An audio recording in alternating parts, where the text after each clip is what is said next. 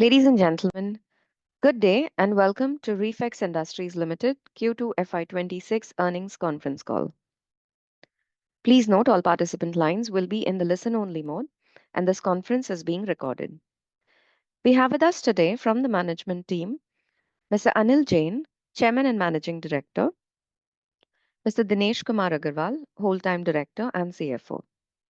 We will begin the call with opening remarks from the management team, and post that we will open the floor for questions. With that, I hand over the call to Mr. Anil Jain. Good morning, everyone, and thank you for joining us on yet another earnings call.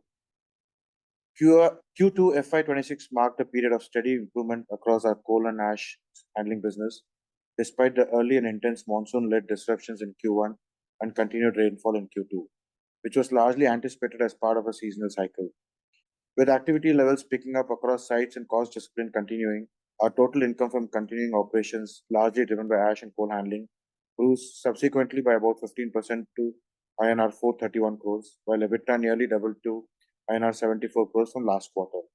The net profit stood at 52 crores. These numbers reflect the underlying resilience of Refex's business model. With the monsoon period now largely behind us, except in a few states still experiencing prolonged rainfall, we are seeing a steady pickup in site activity and volumes across our coal and ash handling operations. More specifically, the improved site access and normalized plant schedules are driving this recovery. As we move through Q3, our focus remains on disciplined execution and operational efficiency. Our mobility vertical continues to strengthen its foundation with teams on the ground engaging closely with the corporate clients which are ready to deploy fleet expansion and improve utilization across B2B and B2B2C platforms. On this note, I would like to briefly mention that the demerger of Refex Green Mobility Limited from Refex Industries Limited is in process through a composite scheme comprising two steps. That is, first the merger of RGML into RIL, followed by a demerger of mobility undertaking from RIL into a separate listed entity called Refex Mobility Limited, in line with our strategy to unlock focused value creation for all our stakeholders. Post demerger, the mobility vertical will pursue its growth plan independently with strategic and financial flexibility. Our wind vertical continues to progress steadily as we are fulfilling the initial customer orders while exploring new opportunities as well. We remain in the building phase of our internal technology and manufacturing capabilities, laying the foundation for scalable growth in the years ahead. As shared earlier, we have taken a conscious call to wind down our power trading operations, focusing instead on core business with higher strategic and financial alignment. Looking ahead with multiple new ash handling projects commencing, we anticipate continued momentum in the coming quarters. Refex's strong order book, diversified portfolio, and operational discipline continue to position us for consistent long-term value creation. Thank you, and I would like to open the floor for questions and answers, please. Thank you very much, sir. Ladies and gentlemen, we will now begin the question and answer session. Anyone who wishes to ask a question may click on the raise hand icon from the participant tab on your screen. We will wait for a moment while the question queue assembles.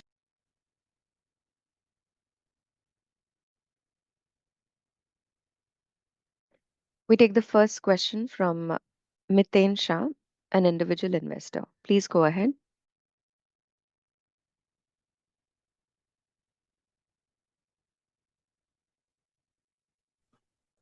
Hello, am I audible? Yes, sir. Yeah, thank you for giving opportunity. So my first question would be we see a different listed company called as Refex Renewables also, So I would like to ask whether it falls into the consolidated statement of Refex Industries or is it a separate sister concern company from the same promoter management? It's a very separate listed entity. It has nothing to do with Refex Industries. Okay, thanks. And in this time, the presentation did not include refrigeration business at all.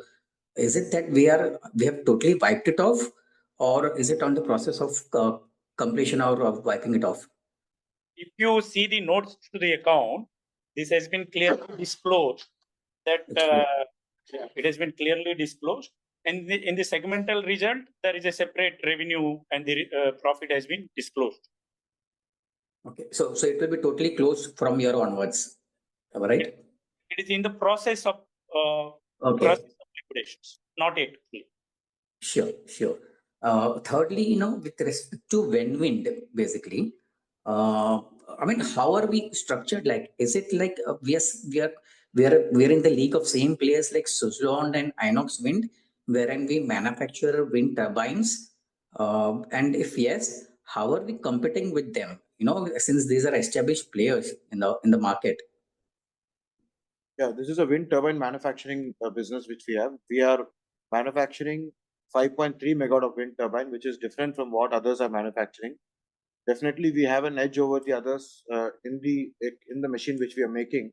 It is a better and higher size capacity machine and generating better better technology from the other machines. Okay, that is in terms of technology. How about in terms of pricing? How do we stand against them?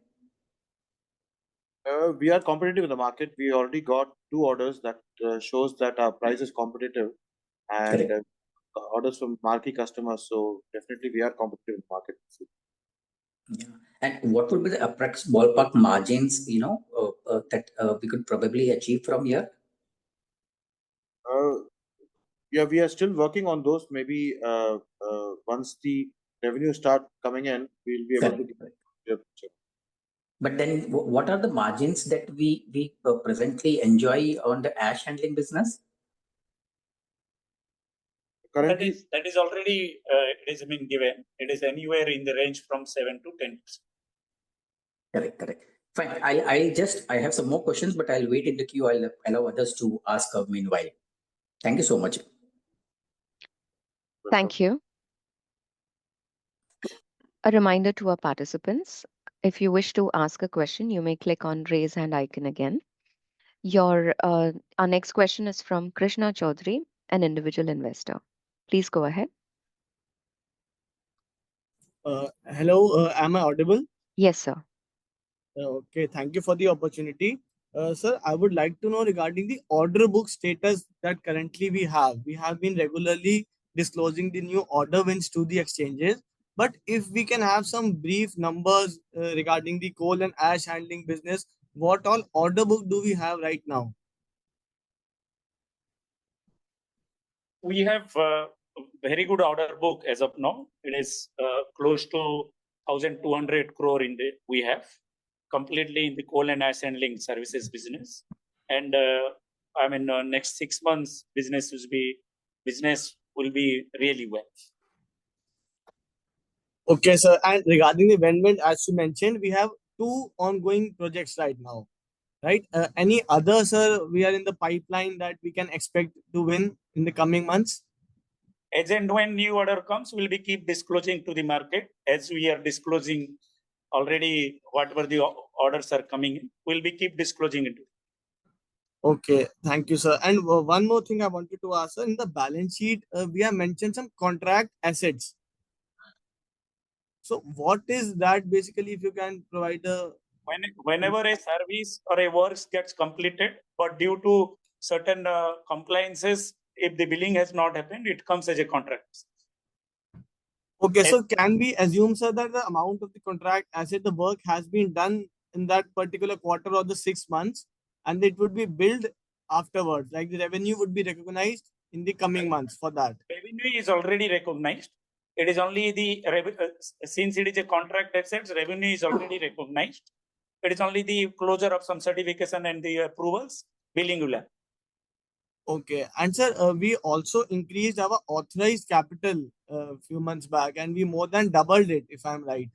So, can you just know what is the rationale behind that? Are we planning some fundraising in the coming months, or why such a big increase in the authorized capital? This is already, it is as per the disclosure. As per the disclosure in the compliance requirement, at various point of time, authorized capital gets increased. There is no immediate plan to raise any fund. Company is sufficiently capitalized and the sufficient bank balances. Oh, okay. Thank you, sir. I'll rejoin the queue for further questions. Thank you. Thank you. Our next question is from Smith Jain from KTech Family Office. Please go ahead.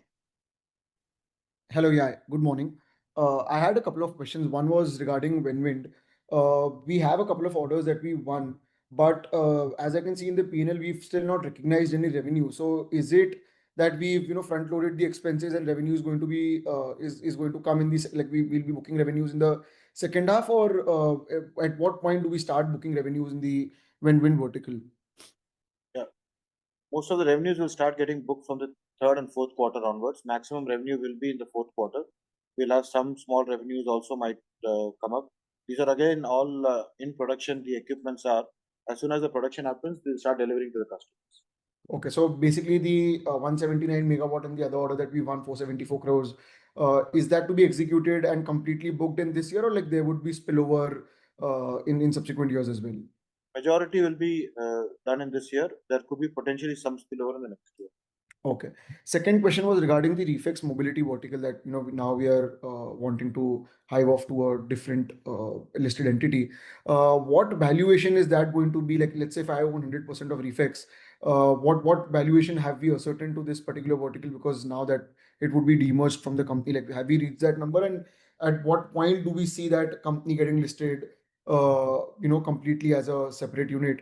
Like, is there a timeline to it? As per the company Act and the process of merger and demerger process, there is no valuations requirement to be done since the company holds 100. It is a 100% subsidiary, and there is a mirror shareholding. Mirror shareholding will happen. What all the shareholder of Refex Industries Limited will get the same shareholding as per the scheme which has been disclosed. There is no valuations requirement to be done.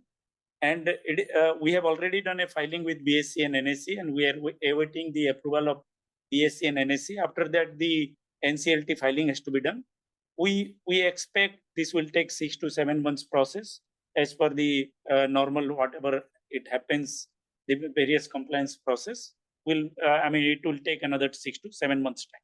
Okay, so the key takeaway here is the valuation is going to be ascertained by market forces once that list like the company gets listed. And the second point is for the next 6-7 months, the losses that particular entity is now having, that is still going to be bankrolled and it is going to be on the books of Refex Industries, right?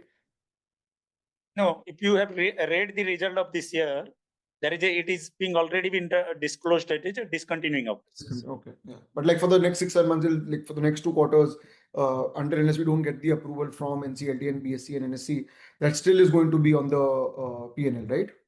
That has to be done as per the accounting standard. Yes. And that is how, yes. And last thing was on the ash handling front, coal ash handling front. We were wanting to ramp up our capacity to 90,000 metric tons by the end of this year. So the order book and the kind of demand that we're seeing, are we on track to do that, or like we're seeing some slowdown, or what is the situation on the ground at this point? No, we are on track unless there is a rains happens. Rains have subsided all over India as of now. Correct. And we are on the track. Okay, perfect. Thank you. I'll fall back in the queue. Thank you. Our next question is from Jasmine Sarana from VT Capital. Please go ahead. Hi, I wanted to understand the margin surge in the ash and coal handling business this quarter. This quarter margin is really good. It is between 10 to 12%, and that is majorly because of product mix. Few of the plant where we are working have a very good margin, and there the rains were not there. Because of that margin is upward of 12%, whereas it will be between 8 to 10%, like any other quarter. It will continue to have a 8 to 10% of margin. So I'm to understand that the margin surge is just a one-off and it's a result of lesser rains in some plants and better product mix. It is because of better product mix. Margin is always, it will be between 8 to 10 to 11%. Okay, thank you. Thank you. Anyone who wishes to ask a question may click on the raise hand icon so that I can unmute your connection. We take the next question. It's a follow-up from Miten Shah, individual investor. Please go ahead. Yeah, thanks again for giving the opportunity.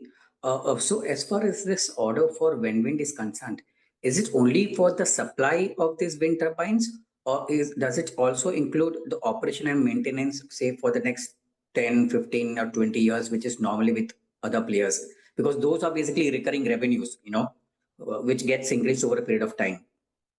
It is only for the supply. For the O&M, there will be a separate contract. Anyway, we have to do a O&M also. But whatever the disclosure is done, it is only for the supply. Got it. Okay. And are there any investment which has been forecasted for this year or for next year? If yes, then how much would that be? No, we are not currently looking to raise any capital. Sorry, I cannot hear you. Not looking. Okay. Okay. And but if I see, the present capacity is like almost we're doing 70,000 metric tons per day of ash handling. What are we targeting, say in the nearby future, say 2 to 3 years down the line from the present capacity? 3 years down the line, we think we should at least grow by about 60% to 65% on daily handling. Sorry, your voice is a little bit feeble. Can you speak a little louder? We are looking between 60 to 65% growth in the daily handling capacity. Oh, that's substantial. Okay. But is it possible for us to include the market share in the presentation going forward? Although we are the largest, I believe, but I believe it is hardly roughly around 1% of the total TAM, which I realized from last time's Concall. So, that gives an indication of a progress. Could that be possible? We'll try and incorporate that. All right. Okay. Thank you so much. Thank you. We'll take a next question from Tanya Kothari of AUM Capital Market. Please go ahead.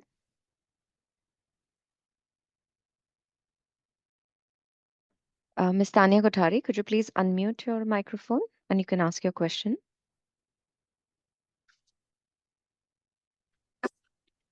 Hello. Yes, Good morning, sir. Good morning, sir. Firstly, congratulations to the management team for a strong margin recovery this quarter and for the steady operational performance despite extended monsoon. So I just wanted to understand the company stands on the power trading vertical. We have seen its contribution fall sharply from around 20% of revenue in FY24 to just 0.1% this half yearly. So, given the CERC's recent July directive on implementing market coupling, which aims to create a single uniform price across power exchanges, how does the management view this regulatory shift? And could a uniform clearing price and centralized coupling mechanism make the trading business more viable? Or does Refex intends to permanently exit this segment? So, can you throw some light on this, sir? Vertical? Yeah, so just to give a little more color to what you said, we were into pure trading of power only. We were not into market coupling or on exchange. So we have decided to wind this up completely because the margins in power trading were extremely low, and this was not in alignment with what we were doing, where our majority of focus was. So we won't be looking back into power trading business anymore. Okay. So, since ash and coal handling business derives around more than 96%, and how do you see the contribution evolving once the green mobility and wind verticals, which matures? How do you see the EBITDA margins contributed by these verticals going the next half or next couple of years, sir? Like we said, that we are demerging the mobility business. So hopefully in the next few months, it will be a separate listed entity, and the results will not get consolidated after that. And as far as wind is concerned, yes, it will continue to contribute on the revenues consistently, and the EBITDA margins, we don't see a big difference between both the businesses. But yeah, as we mature in the business, we'll be able to give more color to those numbers. Okay, sir. Thank you so much, sir. Thank you. Thank you. Our next question is from Maitri Shah from Sapphire Capital. Please go ahead.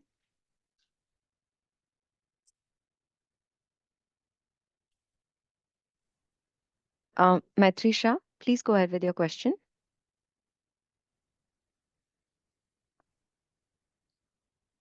There seems to be no response from this connection. We will therefore move to our next question. That's from Smith Jain from K-Tech Family Office. Please go ahead, sir. Yes, just a couple of clarifications, right? One is regarding the margin on the coal and ash handling front. So I think you mentioned that this quarter we've done somewhere around 10 to 12% on the margin front, and typically the range has been 8 to 10%. But because of a better product mix, we've been able to do 10 to 12. So going forward, is 10 to 12 sustainable, or the range is going to be 8 to 12 when we want to ramp up and we'll be taking like some lower margin orders as well? Like how do we see it going forward? It will be in the range of 8 to 11%. It will not be like 12 to 15% what is there in the last. But Okay. we'll have more volume. We'll have more volume where the absolute value of profit will be more. It will be in the range of 8 to 11%. Okay. The second thing was Mr. Anilji mentioned that we want to ramp up our daily ash handling capacity from 90 to somewhere like grow it by 60-65% in the next 3 years. So are we saying that in the next 3 years we're targeting a daily ash handling capacity of 165, 170K metric ton per day, or like are we wanting to grow 60% year on year for the next 3 years? Like how do we see it? No, I was saying that it will be a total growth of around 60-65% at the end of third year. Okay, okay. End of third year will be about 105 to 110,000 tons. Okay, sure. Thank you so much. Thank you. We have Ms. Maitri Shah rejoin the queue. We'll just unmute her connection. Ms. Maitri Shah from Sapphire Capital, you may go ahead with your question. Ms. Shah, your microphone is already unmuted. You may ask your question now. We are not able to hear you. Maybe you may rejoin the queue. You may rejoin the connection. In the meanwhile, we will move to our next participant. That's Miten Shah, an individual investor. Yeah, thanks for giving opportunity again. So, what is the present pipeline for the wind turbines as well as coal and ash handling? We are talking to a lot of customers for wind turbine. We don't have a pipeline, but as and when we get orders, we'll keep disclosing that to the market. And ash and coal, yes, we are bidding actively in all the tenders. And as and when we win, we are continuously keeping the markets and the shareholders informed about the same. Okay. Can there be an indicative figure? Like you said, you were just participating in the tenders. I mean, what are the capacity over there like per day cumulatively? There are very varied tenders across the country. More than 40-50 tenders keep coming up. So we don't have a ballpark number to mention. Like you would have seen every time when we announce, the numbers are varying from anywhere between 10 crores to about 250 crores. So we don't have a guidance there. Got it. And since most of these, are basically from public companies, government-aided companies, are there any issues in the receivables regarding those or any delays? There are no delays. It is just, I think, NTPC is one of the best paymasters. We don't have any. Nowadays, power sector across PSUs has completely cleaned up and they are paying on time. It is the delays, whatever happens in the certification process, that is the only delay. They are power sector in India, all the PSUs are all the best paymaster in India. Got it. And are we seeing any increased competition over here, especially for the coal and ash handling? There is a lot of space. It is a big market. And we are one of the player, and there is a space for everybody. And competition, once it comes, it is actually good for all of us. Today, we are only the player fighting for the organizing the market, and it will be good if few more players also comes. Got it. Okay, thanks a lot. I'll join the queue again. Thank you so much. Thank you. Any participant who wishes to ask a question may click on the raise hand icon so that we can unmute your connection. The next question is from Sumit Jain from KTech Family Office. Please go ahead. Yes, thanks for the opportunity again. Just to understand the on-ground situation, right? We've seen quite a few wind energy companies announce their results and having like a very solid order book, right? So are we also seeing some increased traction on the ground for the kind of products that we are manufacturing or wanting to manufacture in India? What is the situation on ground? Because you've been talking to the customers. How bullish are we with respect to this segment? And do we see like a situation of overcapacity getting built on the wind turbine segment side as well, how we probably seeing on the solar module thing? So just wanted to get a flavor on that. No, I don't think there's any overcapacity being built on the wind. Even today, a lot of wind turbines are being imported to India. And on the ground, we see a good need. A lot of government is coming up with many tenders for the wind IPP. So we see a good active market, and hopefully in the next 2 years, we'll be able to scale up to the competition here. Okay, so we're targeting like a 5 gigawatt sort of a capacity in the next 5 years, right? So I mean that's not like a very it's not like a very unrealistic number. You feel that that is something which is realistic given the current situation and the traction on the ground. Yes, yes. Perfect, thanks. Thank you. We take a next question from Aniket Madhvani from Step Trade Capital. Please go ahead. Yeah, hi, sir. Hi. So my question is regarding to the guidance. Could you please share your guidance for FY26 and FY27 in terms of top line and bottom line? We have not been sharing the guidance in the past. Okay, that's fine. And second question is, how do you expect the revenue mix to evolve in coming years? It is predominantly going to be from. It's only one business now. I mean, that is the predominantly asset co-lending business. The revenue will be only from this line of business. Okay. And the margins are expected between 8 to 11%, correct? Yes. Yeah, okay. Thank you. We move to our next question.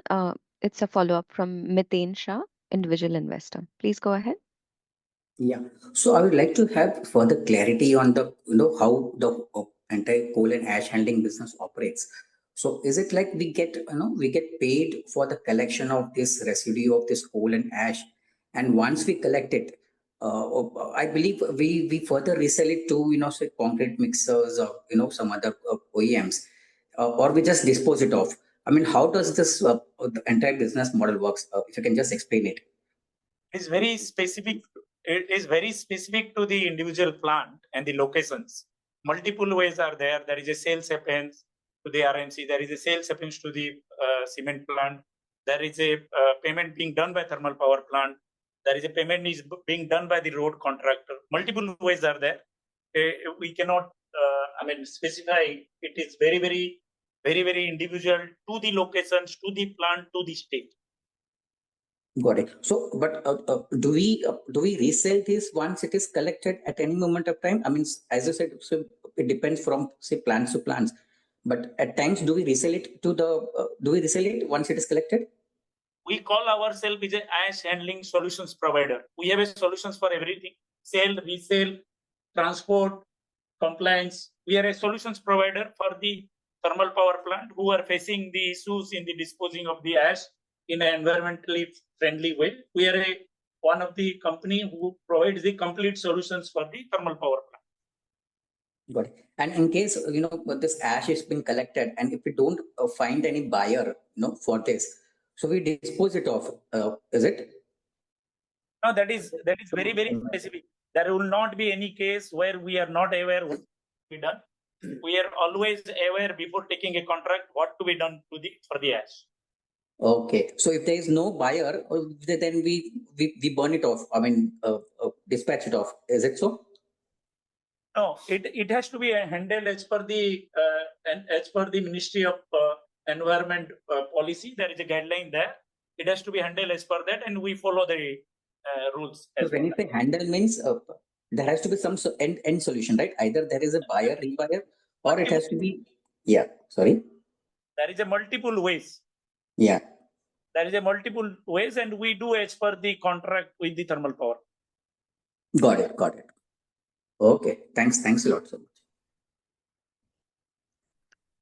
Thank you. Our next question is from Krishna Chaudhary, individual investor. Please go ahead.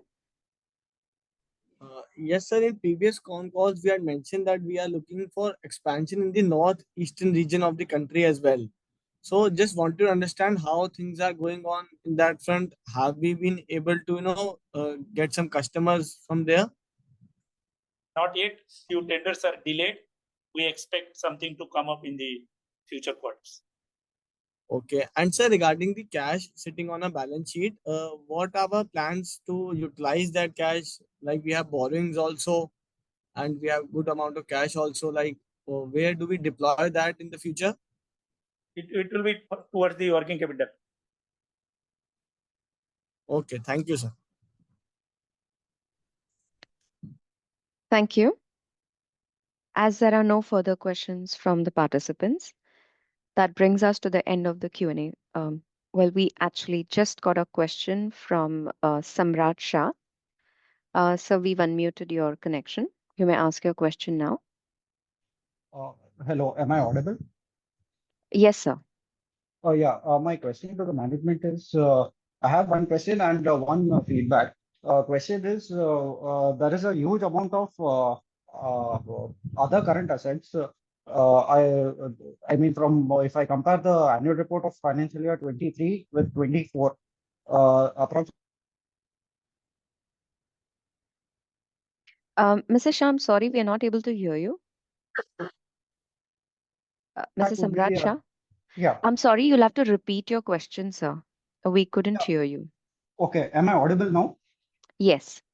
Yeah, I wanted to know the reason for huge jump of other current asset item in if we compare the annual report of financial year 23 with 24, and in the current year as well, there is a huge jump in other current asset item. So I want to know the breakup of what exactly it is, the reason for the jump. And my feedback would be whatever the management is doing, like shedding of the power trading business and entering into the wind category. I fully support the management. I feel the management is very dynamic in taking decisions. Sir, I'll take up your two questions, sir. One on the other current assets. Other current assets increases, that is majorly when we are increase our working in various power plant. We were working in 10 plants, then increased to 15, and now we are working in 40 thermal power plant. And in the 40 thermal power plant, there is a multiple contract. Every contract there is a retentions money, and the retentions money, when we execute the contract, it gets blocked there, and there is a timeline of receipt of that retentions money, which is range from the 30 days to 180 days, and that is majorly towards the retentions money. Okay, yeah, that is one. And second is the second major part is the advance to the supplier. We have changed our payment strategy to the partners. We call as a partner the vendor, and where because of that there is a certain advances are also lying, and that is because of the advance to the supplier. Oh, thank you, sir. I got my answer. And also, thank you for the wonderful wealth that you have created. I'm an investor since 2021. And my regards to Anil sir and the entire management team that they have done fantastic growth, and all the best for the future as well. Thanks. Thank you. Thank you. We have the next question from Miten Shah, individual investor. Please go ahead. Yeah, so the first order, reflects 153.7 megawatt order. Could you know the approximate value for that order? It has been disclosed, sir. That is 750 crore. Sorry, how much? It is part of the disclosure only. It is a 750 crore. Okay. Okay. And the second one would be like almost 370 megawatt, sorry, 70, 75 megawatt, the one which is of 475 crore. Yeah, it is close to 100 megawatt. Close to 100 megawatt. Okay. All right. Yeah. Okay. Thanks. And once again, I would like to allude to the fact that the previous, participant said, again, I have actually, invested early in Refex, and I continue to do so in the near future. And I'm very much impressed by the management over the years, especially last 4 years, and I really appreciate. And wish you all the best. Thank you. Thank you so Thank you. much. Thank you. That was the last question for today. Hence, we will now close the Q&A session. On behalf of Refex Industries Limited, we conclude today's conference. Thank you for joining us. You may click on the leave icon to exit the meeting. Thank you everyone for your participation.